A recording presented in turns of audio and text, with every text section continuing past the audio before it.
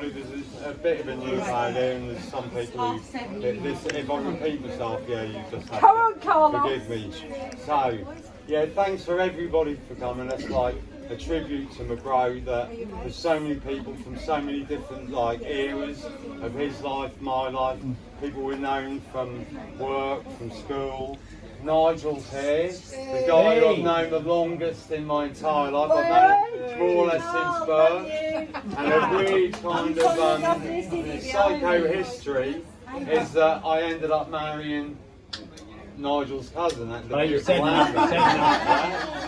and Paradine's brother, obviously.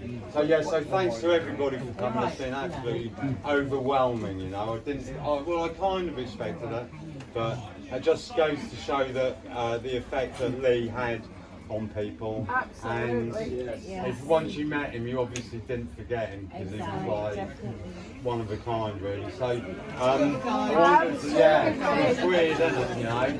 So that's great, really, that this event is being held here, because we were born 150 yards away in Great Yarmouth General Hospital, which some other people here may have been, and we spent the entirety of the 1980s living on the Mount. Who remembers the Mount?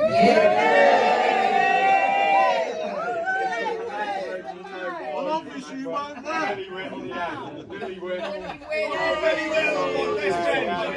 all those people and all the people who went through that. That was like a real community, and that was like something that can never be repeated. People also remember us from the Oakwoods. If you do remember the Oakwoods, some people live there. Yes, of course, yeah. If you remember me and Lee from the Oakwoods, you probably know what we used to do in there.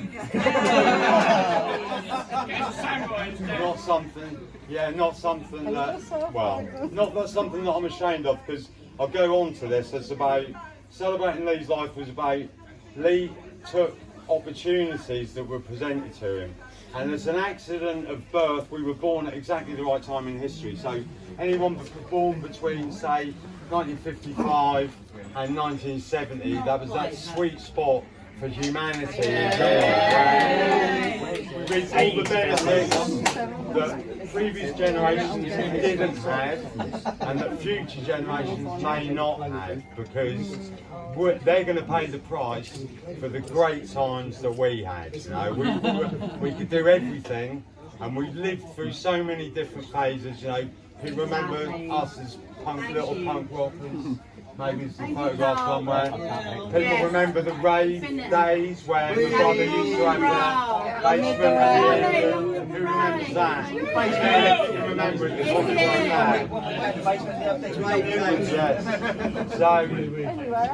was yes. So we were born at a sweet spot in history, right? So we were born there. We grew up on the mag. Let's hear it for the mag.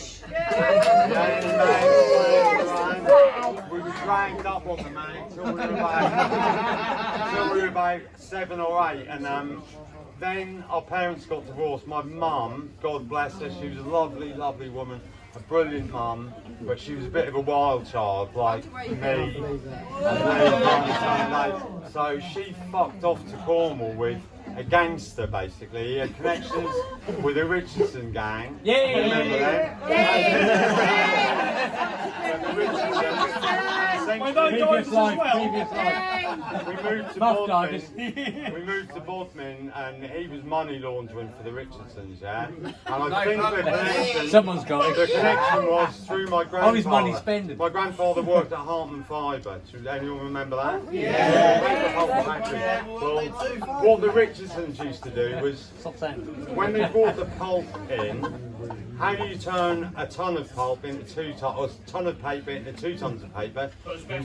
You wet it. Wet it with water. So they were coming in, weighing in, and someone used to come round to my granddad apparently every Saturday with an envelope and with whatever in it, and he was a guy foreman there. He ended up buying a place in Belton, like a 4-bedroom bungalow with an acre of land, and that. But he took an opportunity. There was an opportunity there. He took it, and I think me and Lee kind of inherited a little bit of that, yeah? So we were born away, went to Cornwall.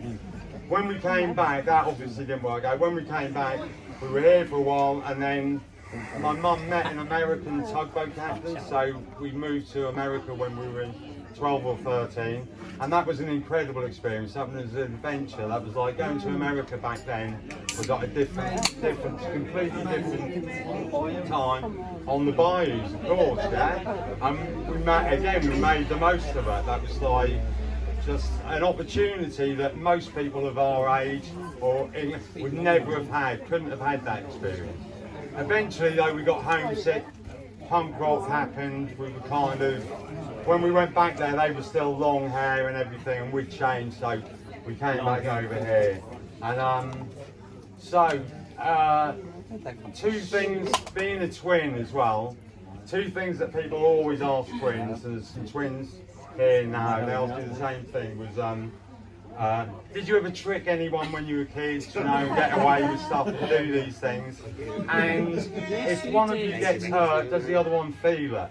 Well, that's not quite like that, but there's two stories I want to relate. So, when Lee was 17, he went to the job centre and told them he wanted a job that involved travel and meeting people. So he got a job on the number 8 bus,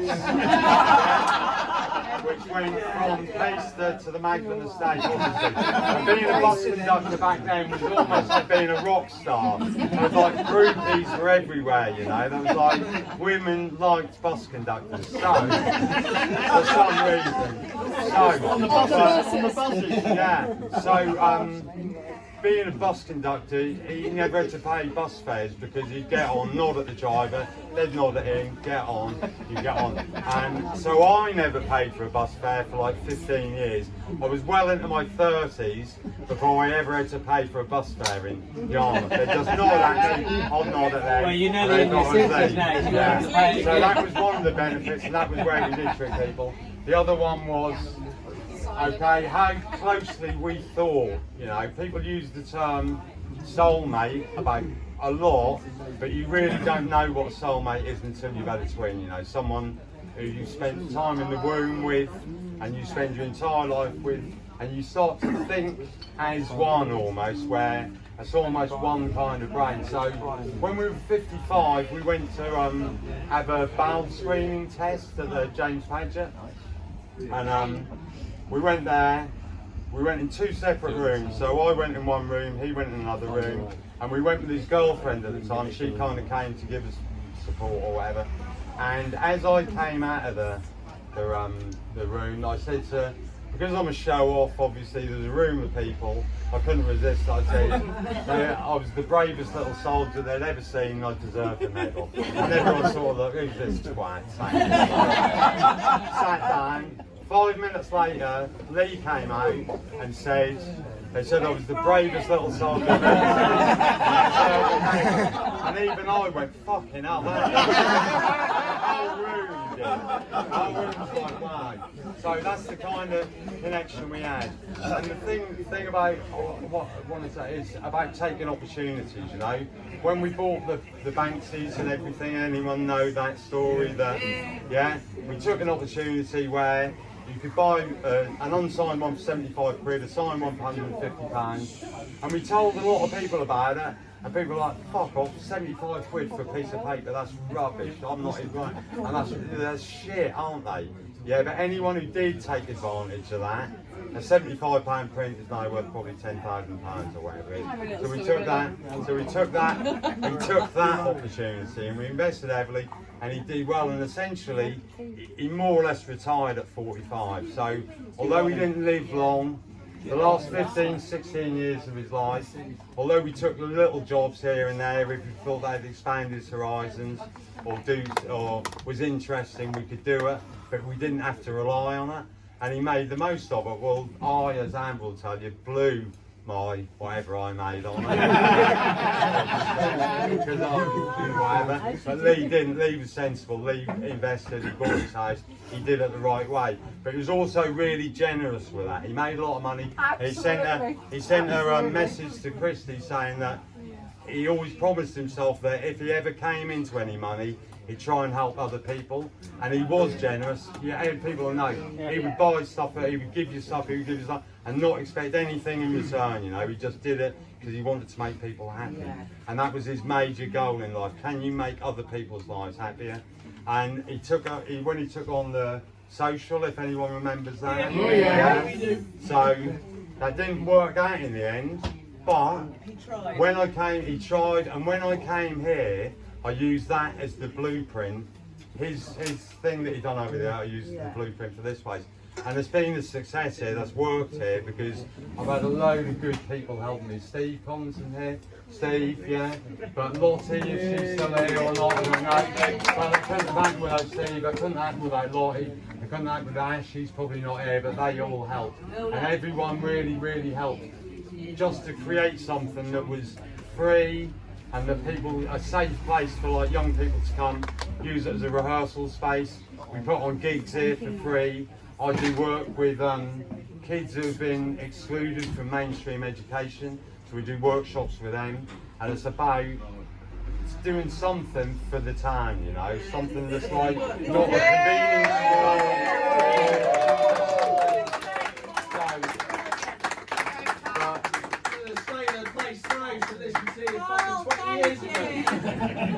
So, I think we've got a big challenge.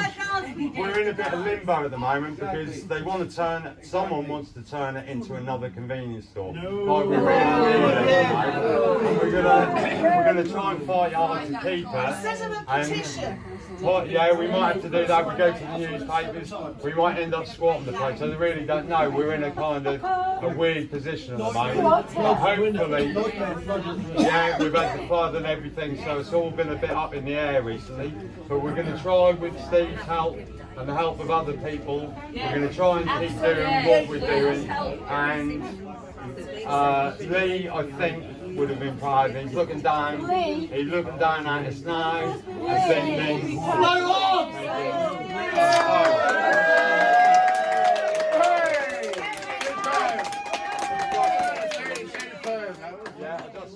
everyone just raise a glass to a life well lived, and although it was a short life, he managed to cram so much into that in a very short time. Okay? Yeah. So, with that, right, I want to write a poem. Lottie's gone now, but Lottie's a proper poet, and none of her poems rhyme. Because apparently they don't anymore. But she said to me once, have you ever written a poem? And I was like, no. Have you ever thought about it? No. She said, and I got an inspiration and I wrote it in about 10 minutes. So, come on, quiet, please. This is it. And I expected this to be read at my funeral. I thought someone might be kind enough to do it. But I think it sums up Lee's life and references a lot of the places within the borough, the number 8 bus route, essentially. And, okay, so this is it. I'll need my glasses for this. Okay, so it's called Scatter My Ashes on Apsley Road, near the bins, because I used the joke a lot when I died. I just wanted them scattered on the bins on Apsley Road. So, scatter my ashes on Apsley Road, not far from the church where my parents were betrothed.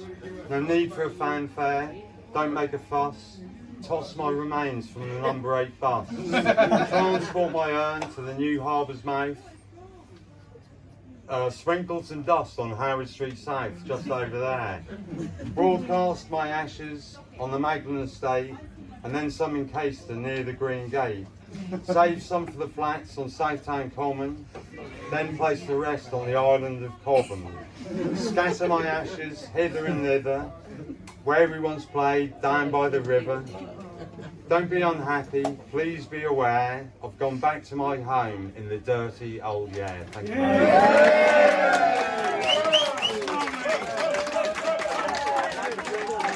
much.